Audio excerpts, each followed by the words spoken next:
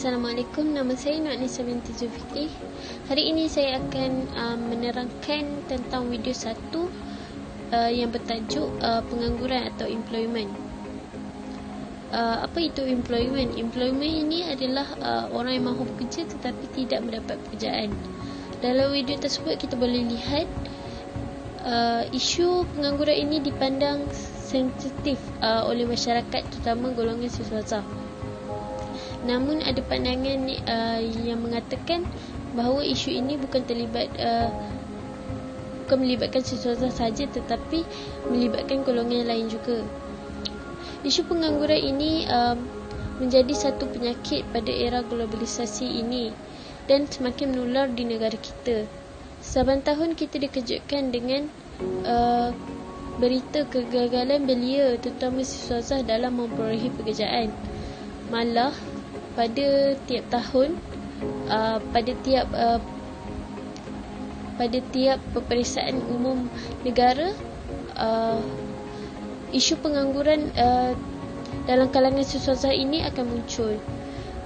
Pada Disember 2020 apabila negara kita dilanda COVID-19, isu pengangguran ini meningkat kepada 772,900 orang dan pada kadar 4.8%. Maknanya apabila COVID, kadar pengangguran ini lebih bertambah. Nama diberi Nurul Nailashwada binti Muhammad Hanif. Pada video kali ini saya akan menjelaskan tentang problem in makroekonomi yang dijelaskan dalam video yang pertama, iaitu unemployment. Okey, unemployment ni berlaku kebanyakannya di kalangan remaja yang fresh graduate, lingkungan umur 20 hingga 24 tahun.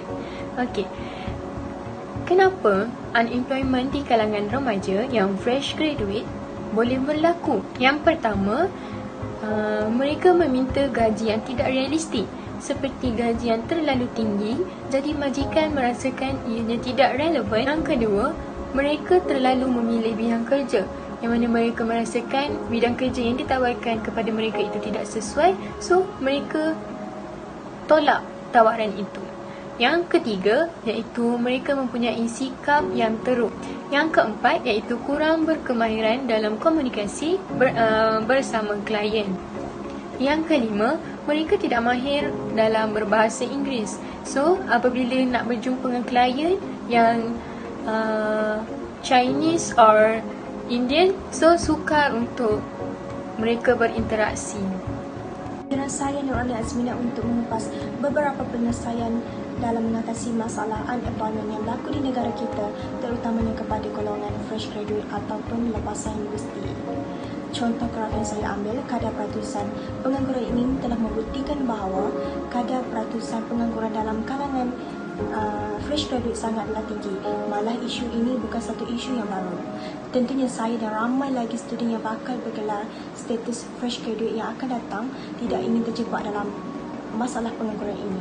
Jadi mari saya mengupas beberapa solusi yang mungkin strategik untuk kita semua keluar daripada zon pengangguran. Yang pertama, kita boleh aktif giat untuk mengikuti laman ataupun channel pekerjaan contohnya seperti SPA, Jobstreet, MyStarJob dan banyak lagi. Secara umumnya kita dapat informasi-informasi baru dan juga mengikuti perkembangan-perkembangan untuk mendapat saluran pekerjaan yang betul dan juga kualifikasi yang sesuai. Jadi melalui cara ini, secara tidak langsung dapat memudahkan kita untuk direct melebut peluang yang ada. Justeru kita janganlah menantikan satu offer atau penawaran satu-satu company itu tanpa berusaha sendiri. Yang kedua pula ialah memperdalamkan skill dan passion. Setiap orang mempunyai skill kemahiran tersendiri. Jadi kita perlu memastikan kemampuan yang dimiliki memang benar-benar diasah dan juga memiliki value yang menghasilkan manfaat kepada diri sendiri. Ketiga ialah belajar dasar-dasar IT. Pada era digital sekarang ini, seperti mana kita tahu, pembangunan teknologi semakin pesat dan juga membangun. Jadi kita perlu tahu mengenai dasar-dasar IT. Zaman sekarang, semua bidang pekerjaan memerlukan kepakaran IT, iaitu informasi teknologi. Walaupun bidang yang kita ambil itu berkemungkinan tidak berkait dengan teknologi, malah jangan pandang remeh terhadap IT dahulu. kita perlu tahu dasar-dasar IT dan juga memahami teknologi, kecanggihan teknologi supaya tidak ketinggalan belakang. Jadi, contoh yang saya dapat ambil ialah ketika pandemik ini, kita tidak digalakkan untuk bersemuka, semua hanya atas talian saja. Jadi, kita berkolaborasi dengan aplikasi-aplikasi internet seperti Google Zoom, Meet, Form Club dan banyak lagi. Jadi, IT ini sangatlah penting untuk kita belajar supaya kita tidak ketinggalan dan juga dapat bersaing dengan ramai lagi orang. Conclusionnya, unemployment di Malaysia di kalangan remaja yang fresh graduate semakin meningkat. Wajarlah kiranya golongan remaja dapat menyelesaikan masalah ini dengan baik agar ianya tidak terus mencanak naik. Kesimpulan yang saya dapat simpulkan melalui topik yang kami bincangkan ini ialah kita haruslah bijak mengatur kehidupan masing-masing dan bijak menangani masalah yang bakal tiba. Jadi kita perlulah mencari banyak pengalaman baru dan juga sentiasa mempelajari ilmu-ilmu baru supaya dapat meluaskan kemahiran kita. Kesimpulannya, masalah pengangguran ini bukanlah satu isu yang baru. Masyarakat harus berfikiran positif dan meningkatkan kemahiran diri. Dunia pekerjaan sekarang sering berubah mengikut teknologi semasa. Jadi kita harus mengikuti teknologi semasa. Bab kata pepatah, hendak seribu daya, tak hendak seribu dalih.